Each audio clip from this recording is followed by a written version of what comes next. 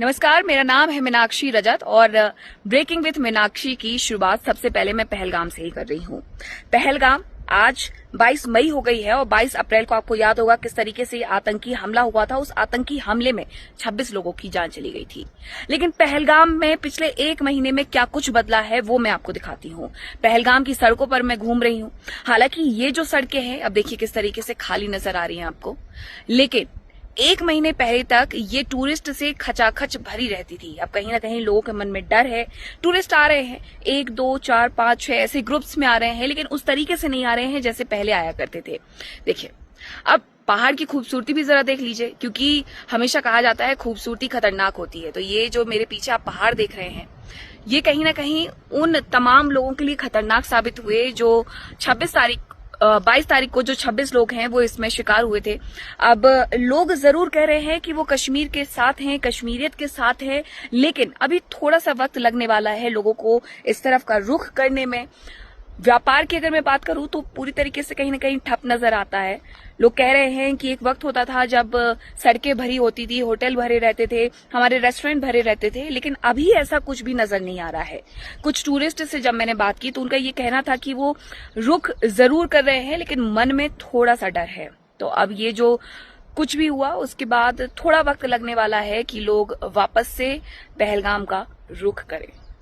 पहलगाम है, ये जो पीछे बोर्ड आप देख रहे हैं, यहाँ से पहलगाम टाउन लगभग 2 किलोमीटर है। और अगर आप इस तरफ ऊपर की तरफ बढ़ते हैं तो ये पहलगाम की वो वेस्टर्न घाटी है जहां पर लोग घूमने के लिए आए थे। और ये जो रास्ता है लगभग ये रास्ता 4 से 5 किलोमीटर का ट्रैक है। 4 से 5 किलोमीटर का ट्रैक करके लोग ऊपर की तरफ जाते हैं, एटीवी राइड से जाते हैं या फिर खच्चरों के माध्यम से जाते हैं। लेकिन ये जो पूरा रास्ता है अब इसे बंद कर दिया गया है।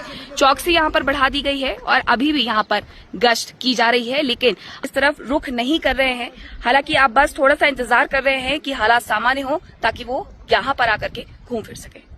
तो पहलगाम है ही इतना खूबसूरत कि हर कोई यहाँ की खूबसूरती देख करके खिंचा चला आता है यहाँ घूमने के लिए।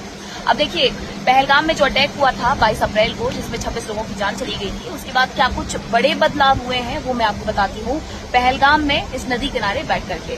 देखिए, सबसे पहला बड़ा बदलाव तो यही होता है कि सीसीएस की बैठक में ये तय किया जाता है कि 1960 में जो सिंधु जल समझौता किया गया था उसे तत्काल प्रभाव से रद्द कर दिया जाता है। इसके ठीक थोड़े दिन बाद, यानी कि लगभग 24 घंटे, 1 दिन या 2 दिन के बाद ये फैसला लिया जाता है कि जो भी लोग हैं पाकिस्तान से आए हैं, भारत आए हैं और पाकिस्तान से वीजा लेकर के आए हैं, उन्हें तत्काल प्रभाव से हमारा देश छोड़ना होगा। और ऐसा होता भी है। अटारी वाघा बॉर्डर को उसके बाद सील भी कर दिया जाता है। दूसरी तरफ ये भी है कि सिंदूर ऑपरेशन को लॉन्च किया जाता है। सिंदूर ऑपरेशन लॉन्च होने के बाद आपने देखा कि किस तरीके से जो पाकिस्तान के 11 एयरबेस थे उन्हें तबाह कर दिया गया। इतना ही नहीं, जो आतंकवादी थे 100 आतंकवादी बताया गया है सरकार की तरफ से कि उन्हें मार गिराया गया। इसमें कई ऐसे बड़े आतंकवादियों के नाम दिए हैं जो कई आतंकी घटनाओं में लिप्त रहे हैं। फिर IC 814 की हम बात कर लें, कंधार में जो हाईजैक हुआ था उसका जो मास्टरमाइंड था उसे भी मार गिराया गया है। अब जरा यहाँ का जो व्यू है वो देख लीजिए कि क्या है। ये खूबसूरत बहती हुई नदी, उसके पीछे के पहाड़, और लोग इसी वजह से यहाँ पर घूमने के लिए आते हैं। अब देखिए, कुछ जो आने जाने का सिलसिला है टूरिस्ट का वो जरूर शुरू हो गया है।